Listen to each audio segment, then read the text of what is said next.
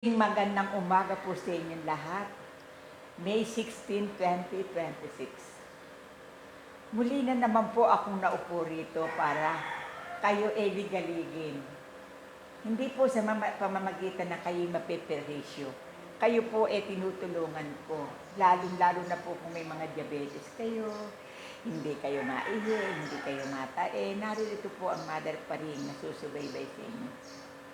Bago ang lahat po, tayo po lahat magpapasalamat lagi sa Panginoon.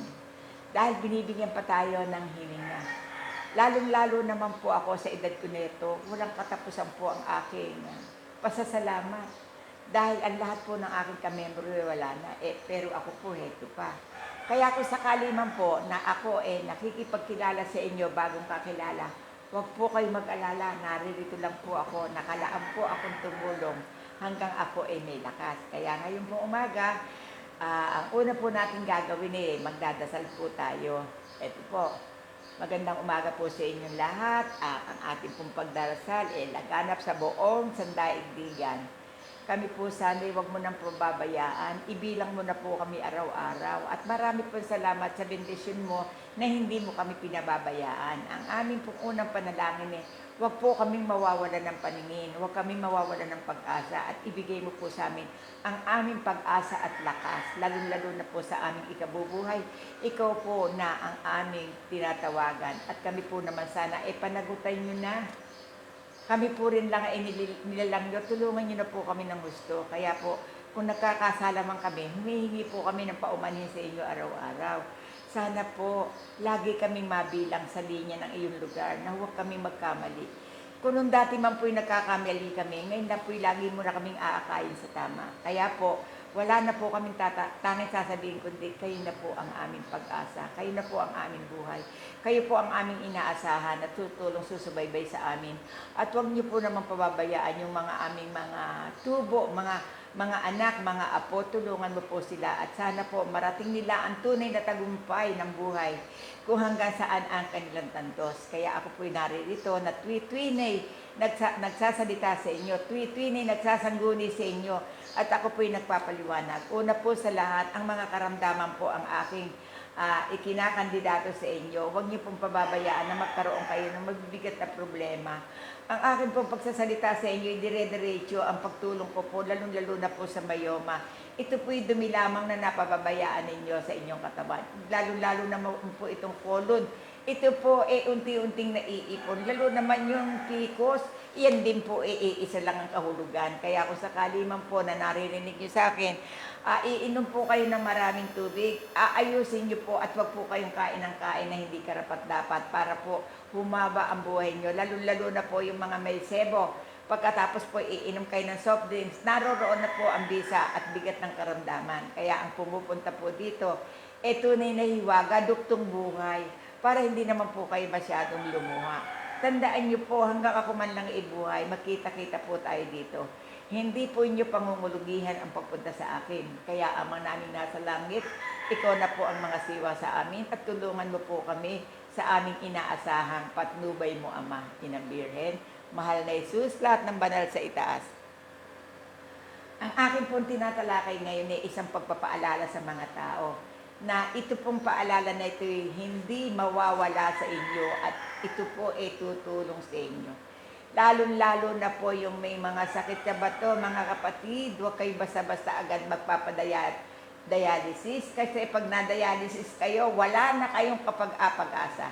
Kaya kung tumataas ang creatinine nyo, nandito lamang ang Mother Paring para po malinis. At kung sakali namang hindi nyo kayang makarating dito, uminom po kayo ng langis or magkatapo kayo ng sangliyog, inumin niyo po yung kalahati ng baso at iyan po'y magtatai kayo. Ulitin niyo po hanggang 3 beses. Huwag niyo pong pabayaan na mababa pa ang creatinine niyo, nagpapadialysis na kayo. Ngayon, ako po'y nagsasagang magpaalala sa inyo, ang sasapitin niyo at aabutin niyo. Masarap po ang hindi kayo madialysis, kaya kung ako man po naririto, huwag niyo pong pabayaang mamait ang bibig niyo, mawalan kayo ng gana, di po ba? Napakaganda po ng aking salubong, paalala sa inyo. Sana po'y buksan ninyo ang inyong mga pintuan sa aking kaprasong isinisigaw sa inyo. Hindi naman po ako namimersisyo, bagkus po nagpapaalala lang sa taong mga nakalilimot. May sa umaga po na ito, meron po akong pasyente. Ate, taga saan po kayo? Taytay po. Taga Taytay. Taytay Rizal. Oo, akin na. At ito po mga nakuha ko sa kanila. Tingnan niyo nga po itong mga kapermiso. Ito pumapaloob ko. Ito po, 1. Sige, ate. 2. Yes. 3. Ito ba?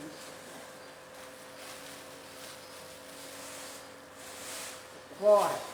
Ngayon, ito po malaking biyaya para sa isang tao. Kaya kung sakali man po at kayo nagpunta dito, hindi niyo po pangungulugihan. Bagkos magiging alaala nyo at pagkaraan niyan po, marunong na po kayo maglabatiba. Di po ba? Napakaganda pong biyaya ito sa mga tao. Kaya kung ako man ay nagsasalita po na yung bakterya, huwag nyo nang sinsalain mga kapatid.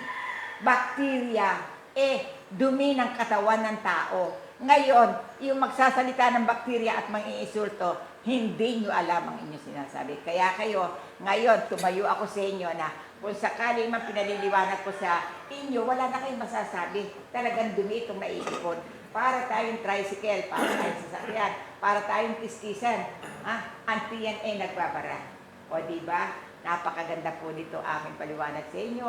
Kaya hindi nyo po panghihinawaan. Ang pagtuturo po ng maganda sa kapwa ay may pagpapalaan din. Kaya isang mayroon ng ate, pakita mo may ganda mo. Eto po, matagal na raw po niya, matagal na raw po niya kung gusto makita. Ngayon, glad po ako, natutuwa po ako. Nakarating siya. Nakarating ako dito. Sige. Taga-Taytay po ako, nakarating ako dito kay Mother pa rin po. Ay po, pumunta rito para kayo gumaling. Okay. Lating bagay, naaari sa akin dyan. Masarap ang pakiramdam. Ako po, pag nangabot, sinasabi ko po yung tapos na, natulungan ko na po. Pero pag kailangan po ako, balikan niyo. Nakalaan ako sumabaybay. Nakalaan po ako sa lahat-lahat. Hindi ko na po pakahabaan. Babay na lang po sa lahat. Ito po kami, nagpapaalam kami sa inyo at muli kami babalik pag kami po yung magpipespo. God bless po to everybody. Sa inyo po lahat na nagpapaalam. Yan din lang ang kalimutan na.